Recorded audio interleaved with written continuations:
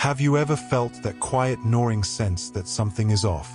That no matter how hard you strive, how much you achieve, or how deeply you yearn for something more, there's an unseen force pulling you back toward the middle, toward the safe, the predictable, the average.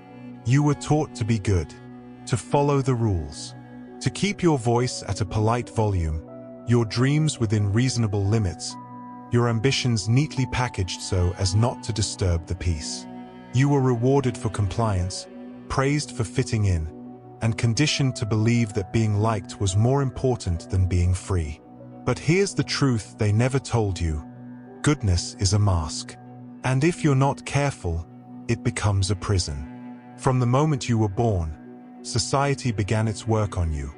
Shaping, molding, sanding down your edges until you could slide effortlessly into the machine. School taught you to sit still, to memorize rather than question, to seek gold stars instead of truth.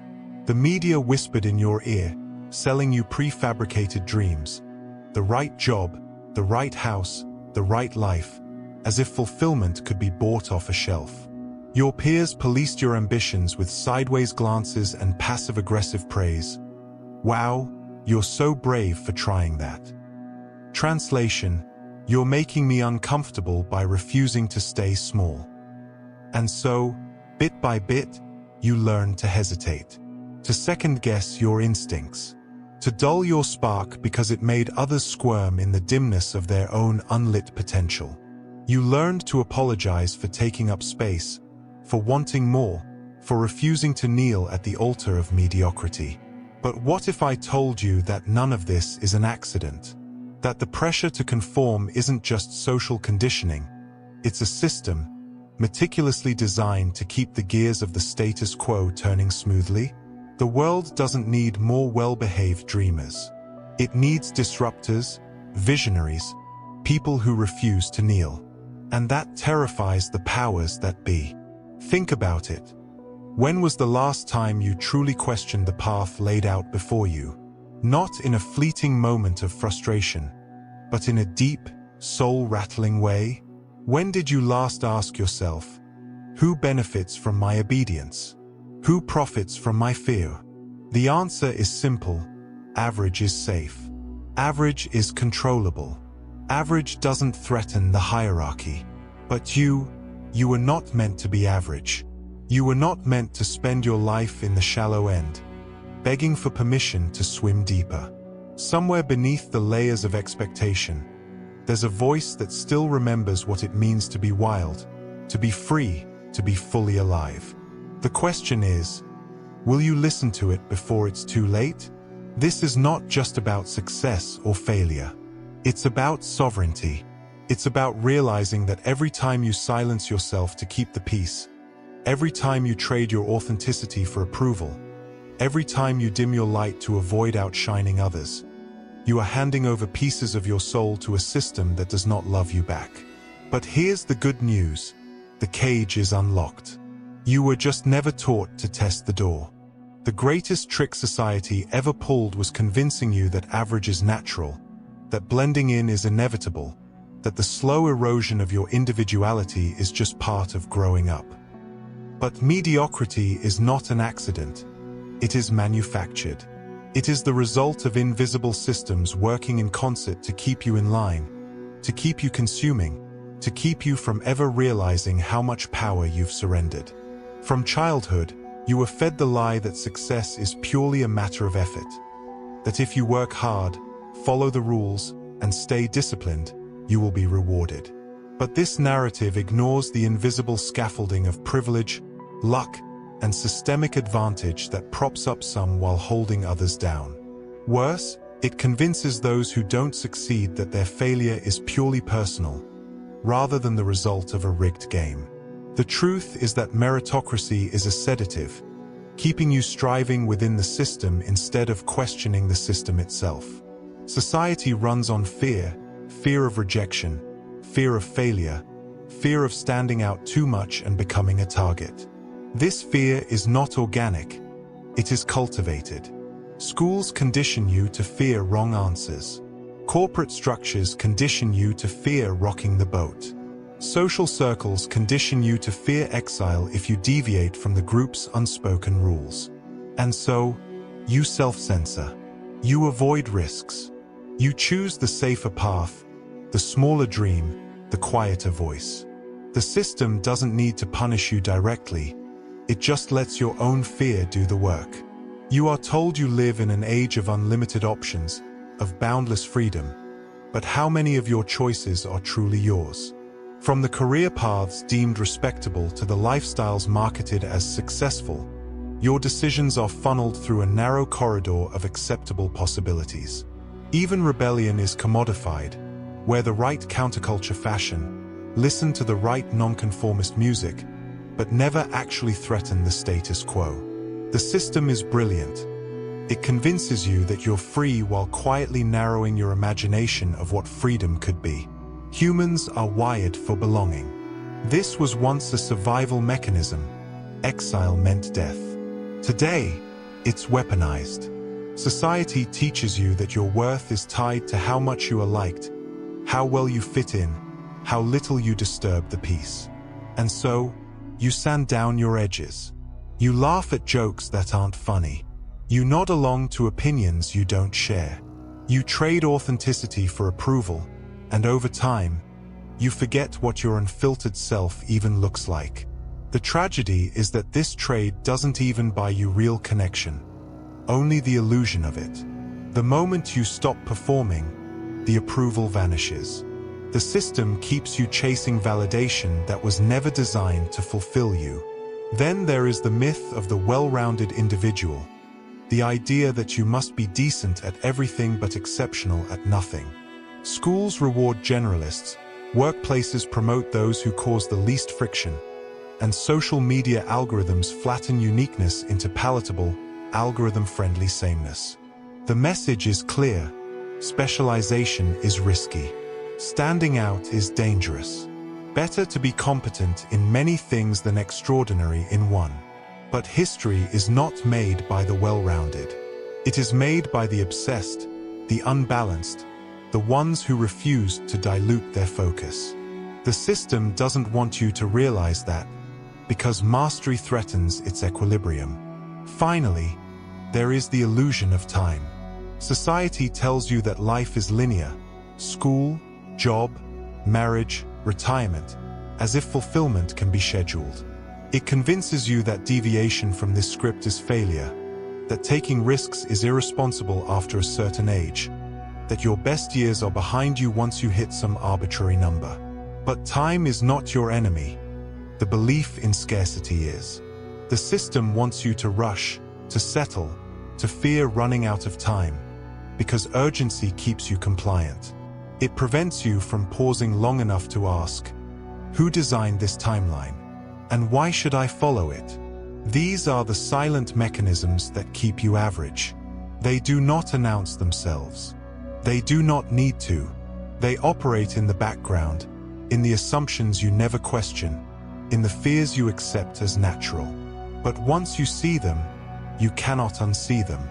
The real question is, now that you know, what will you do about it? There is an old parable about a farmer who found an eagle's egg and placed it among his chicken coop. The eaglet hatched alongside the chicks and grew up believing itself to be a chicken. It scratched at the dirt for worms, flapped its wings in short, awkward bursts like the others, and never once questioned why the horizon called to it in ways the chickens seemed not to hear. One day, a naturalist passing through the farm saw the eagle and asked the farmer why such a majestic bird lived as a barnyard fowl. It was raised here, the farmer shrugged, so it thinks it's a chicken. The naturalist, unwilling to accept this, took the eagle to a high cliff and urged it to fly. The eagle hesitated, looking back toward the familiar coop below. "That is not your home," the naturalist said. "You belong to the sky." And with one great push, the eagle fell, until instinct took over. Its wings caught the wind, and it soared for the first time, finally understanding what it had been all along. This story is not about eagles. It is about you. We are all born with the capacity for flight, Yet most of us spend our lives scratching at the dirt, convinced we must stay grounded because no one around us dares to rise.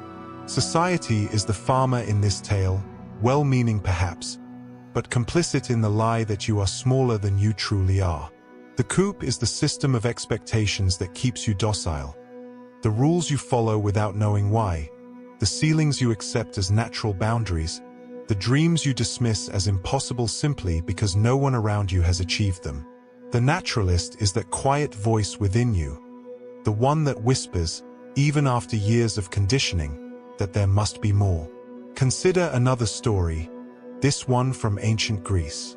The philosopher Diogenes was once seen holding a lamp in broad daylight, searching intently for something in the middle of a crowded marketplace. When asked what he was doing, he replied, "I am looking for an honest man." The joke, of course, was that he would never find one, not because people were inherently deceitful, but because no one in that marketplace even realized they were wearing masks. They had been performing their roles for so long that they forgot where the performance ended and their true selves began. This is the tragedy of social conditioning. It doesn't just ask you to play a part. It convinces you the part is who you are. There is a deeper metaphor here about light and blindness. Society does not need to actively suppress you. It simply has to keep you from seeing clearly. Like prisoners in Plato's cave, we mistake shadows for substance, echoes for truth.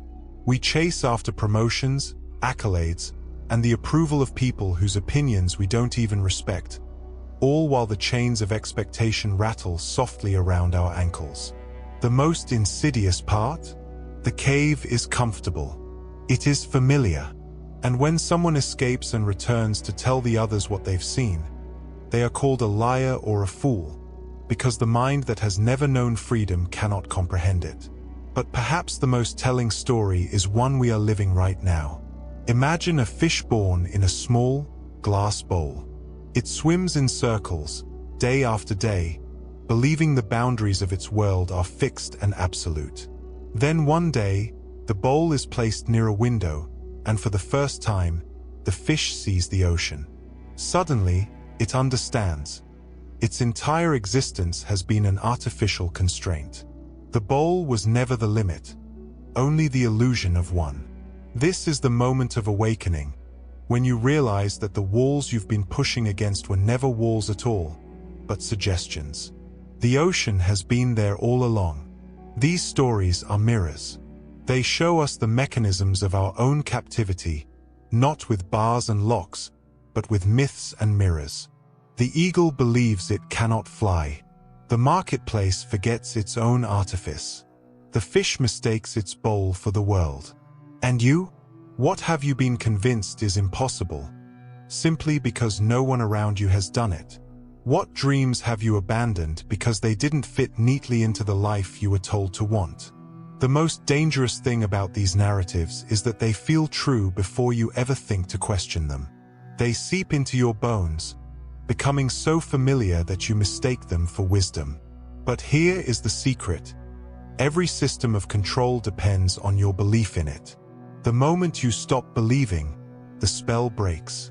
The moment you stretch your wings, you realize they were never clipped, only folded. The realization that society has been shaping you toward mediocrity is not meant to paralyze you with resentment, but to free you with awareness. Knowledge of the cage is the first step toward bending its bars. The question now becomes, how do you live differently? How do you resist the gravitational pull of average when everything around you, from morning routines to dinner conversations, seems designed to keep you in orbit?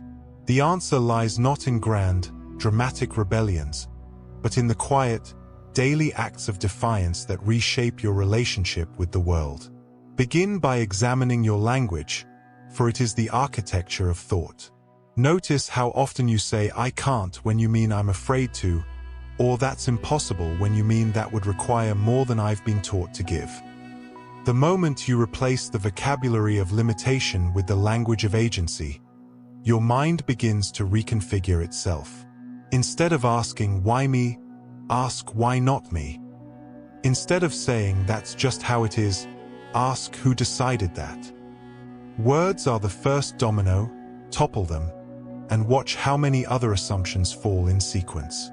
Then there is the matter of time, that most precious and misunderstood resource. Society teaches you to fragment it. Productivity hacks, 15-minute increments, the glorification of busyness as a moral virtue. But mastery and meaning are not found in the cracks between notifications. They require uninterrupted depth. The rebel's strategy is simple. Steal back your attention. Protect your focus as fiercely as a guarded flame. Schedule not just tasks, but emptiness. Hours where you do nothing but listen to the whispers of your own mind. In those silent spaces, you will rediscover desires that got buried under years of shoulds. Relationships demand equal scrutiny. You are the average of the 5 people you spend the most time with, not because this is fate, but because human psychology mirrors what it sees most often. If your circle speaks in cynicism, your dreams will shrink to fit their expectations. If they trade in gossip, your mind will learn to see others as competitors rather than allies.